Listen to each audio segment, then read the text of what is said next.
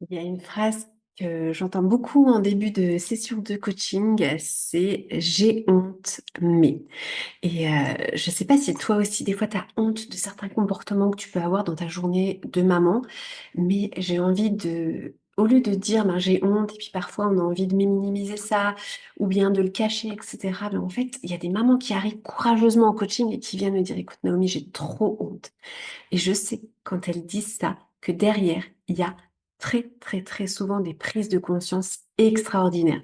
Je crois qu'il y a vraiment quelque chose de profond, de se mettre face à son miroir et de dire, attends, qu'est-ce qui me fait honte chez moi?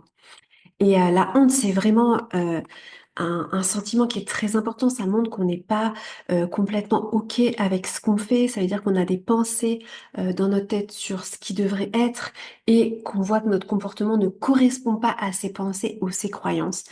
Et je voudrais t'encourager parce qu'elle n'est pas toujours un frein. Vraiment, parfois, si on a le courage de se pencher sur nos hontes, elle peut être un véritable déclencheur pour avancer. Je vais te donner l'exemple, donc je vais l'appeler Sophie, voilà. Je vais te donner l'exemple d'une maman, Sophie, voilà, je vais inventer son nom. Elle est arrivée en coaching un jour et elle m'a dit, Naomi, j'ai honte, mais en fait, je suis tellement fatiguée de crier tout le temps sur mes enfants. J'ai l'impression d'être une mauvaise mère et en fait, je sais plus quoi faire.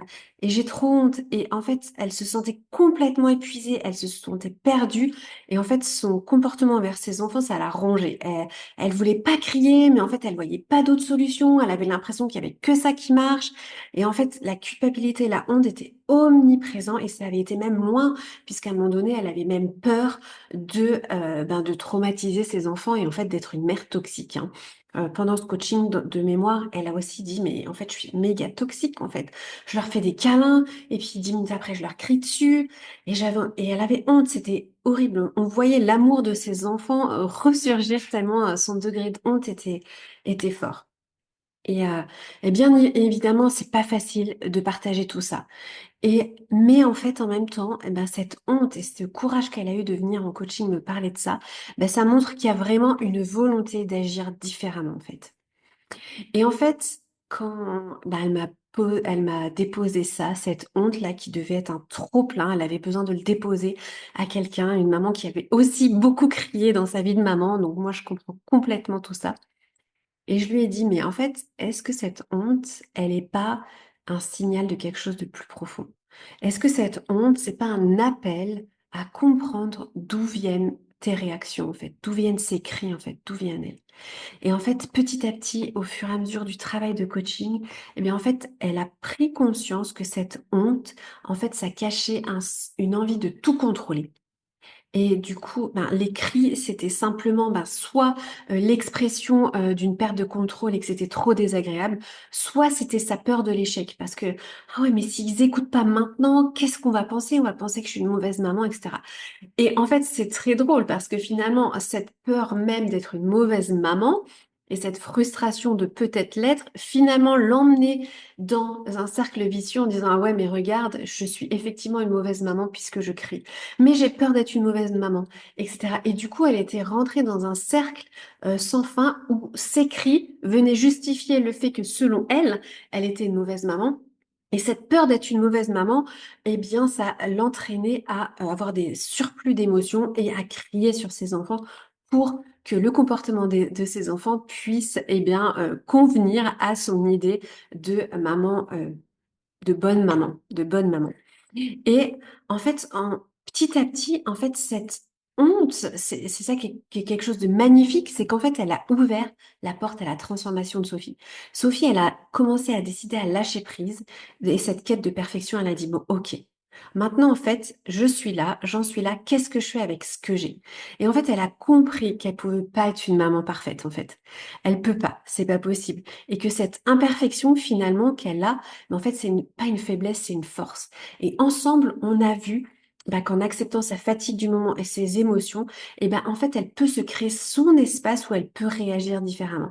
Et on a travaillé tout ça pour améliorer la relation avec ses enfants, pour faire de cette honte, en fait, tout ce qui se cachait derrière cette honte, d'en faire une force et de comprendre comment elle pouvait impacter ses enfants grâce à son sentiment enfin, le fait qu'elle est vraiment imparfaite, parce qu'il n'y a pas de parents parfaits. Et si toi aussi, ben, tu as honte, alors on parle beaucoup d'écrit, mais la honte, elle peut se traduire dans plein de domaines. Elle peut se traduire dans le fait d'être trop fatigué pour faire des jeux avec ses enfants.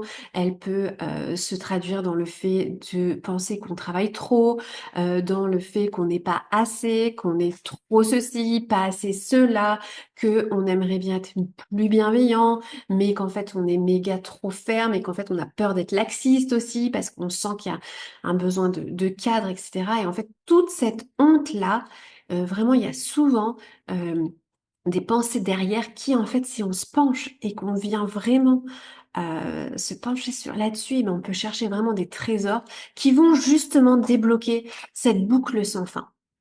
Et j'ai envie de t'encourager, si c'était le cas là, enfin moi c'était clairement mon cas, moi j'avais honte euh, et j'ai envie de dire moi c'était presque pire parce qu'en fait je criais tellement que mes enfants rasaient les murs quand ils avaient 4 5 ans parce qu'ils me voyaient et ils avaient peur de ma réaction. Et j'avoue ça déchire quand même le cœur. Mais en fait j'ai vraiment choisi de travailler sur cette honte et d'aller dire, d'aller chercher ce qu'elle voulait dire. Moi aussi j'avais vraiment ce besoin de contrôle, cette pression que je me mettais pour être parfaite. En plus, je faisais l'école à la maison, donc en gros, j'avais pas le droit à l'erreur parce que encore quand ils sont à l'école, ben voilà, c'est pas moi qui ai le contrôle tout le temps, mais si en plus là ils sont H24 avec moi, ça veut dire que c'est vraiment ma faute s'ils se comportent mal. Enfin voilà.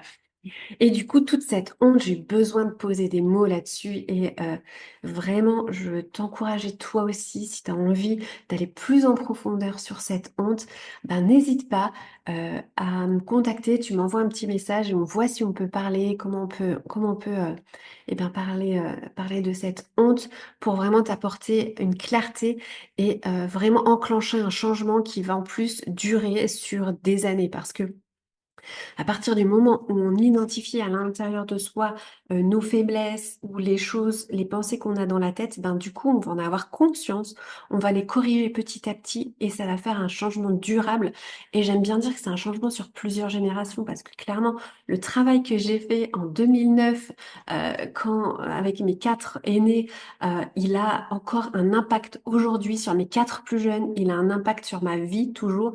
Et comme il a eu un impact sur mes aînés et sur mes plus jeunes, eh bien, je sais que eux aussi, on peut parler de leur honte et tout ce que tu vis à l'intérieur de toi, bah, tu peux t'en servir comme terreau d'explication, comme illustration pour toi aussi transmettre bah, à ton enfant que si lui aussi il a honte, eh ben, peut-être qu'il y a des pensées derrière. Donc c'est vraiment un cercle vertueux.